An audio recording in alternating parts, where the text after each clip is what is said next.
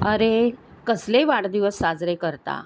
आयुष्यातलं 1 वर्ष कमी झालं त्याचा एवढा सोहळा करता असे म्हणणारे पण भरपूर असतात. पण आपण आहोत तोपर्यंत सर्व कसं साजरं झालंच पाहिजे. काय वाटतं तुम्हाला? वाव, हॅलो, नमस्कार. नको. कसे आहात सर्व? थोडी मजेत ना? असायलाच पाहिजेत. स्वागत आहे तुमचे स्नेहाज आर्ट अँड कुकिंग या माझ्या यूट्यूब चॅनलवर. स्क्रोल करू नका. व्हिडिओ पहा तर एकदा, पाहिल्याशिवाय कसं कळेल तुम्हाला? आणि माझ्या चॅनलवर नवीन असाल तर ह्या व्हिडिओला एक लाईक करा आवडला तर, आणि माझ्या चॅनलला सबस्क्राईब करा.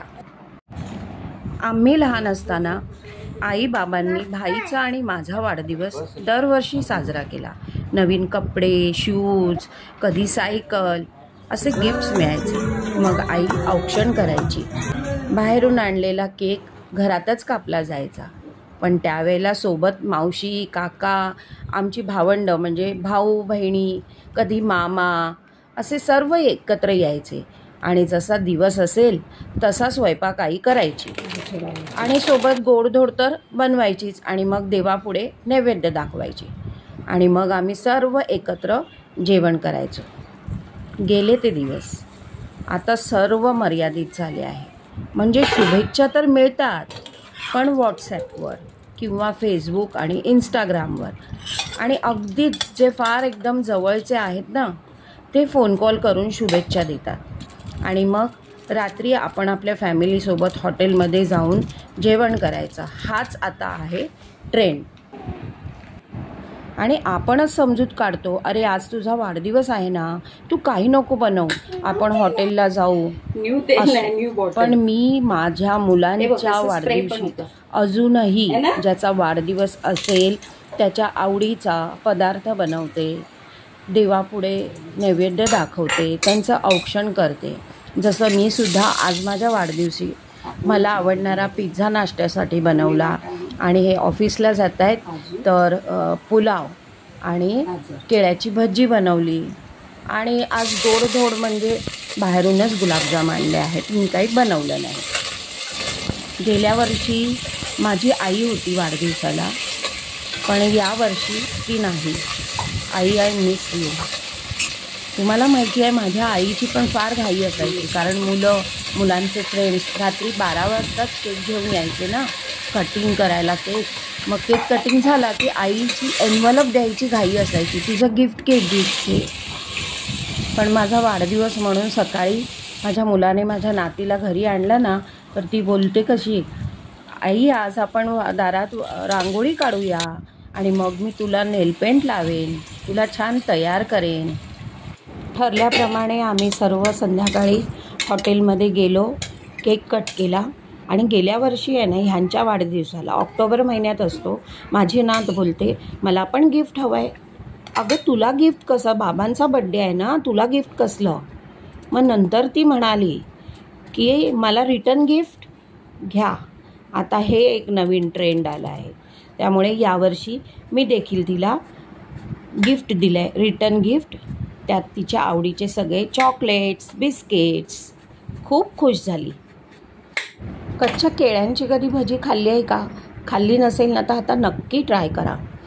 पील करायचं आहे कच्चं केळं, ते सुरीने करा किंवा पिलरने करा. आणि मग छान त्याचे पातळ कापं करायचे आहेत. नेहमी आपण भजीला घेतो तसं बेसन, हळद, मसाला, मीठ घ्यायचं आहे आणि अगदी चिमूटभर खायचा सोडा टाकायचा आहे. पाणी घेऊन हे पीठ तयार करायचं आहे. आणि मग त्याच्या छान अशा भज्या काढायच्या आहेत. तर हे ऑफिसला निघाले आहेत, पण गरमागरम भजी, पाऊस आणि गरमागरम टेस्ट करताय. या तुम्ही पण खायला. गरम आहे सायरा.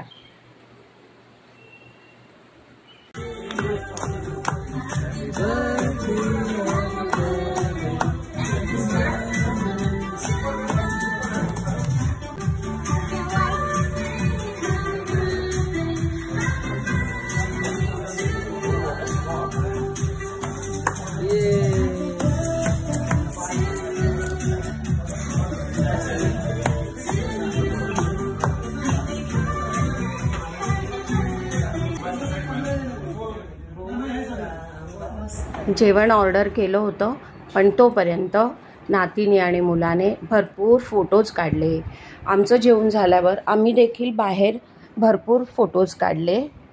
तर सांगायचं एवढंच आहे की पहा ना, आता कधी काय होईल सांगता येत नाही.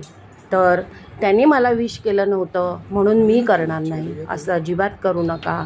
कोणाचा बड्डे असेल तर निदान फोनवर किंवा व्हॉट्सॲपने तरी त्यांना विश करा. कारण खरंच आता कसलीच शाश्वती राहिलेली नाही. आपण ऐकतोय ना बातम्यांमध्ये किती अशा घटना घडत आहेत. तर प्लीज कधी कोणावर रागवू नका. कोणाशी भांडणं असतील तर ती भांडणं लवकरात लवकर सोडवा आणि अगदी मस्त मजेत राहा. कसा वाटला तुम्हाला हा माझा व्हिडिओ? माझा व्हिडिओ आवडला असेल तर एक लाईक करा, माझ्या चॅनलला सबस्क्राईब करा. मस्त खा आणि स्वस्त राहा. पुन्हा भेटूया नवीन व्हिडिओत. तोपर्यंत बाय बाय. Take care.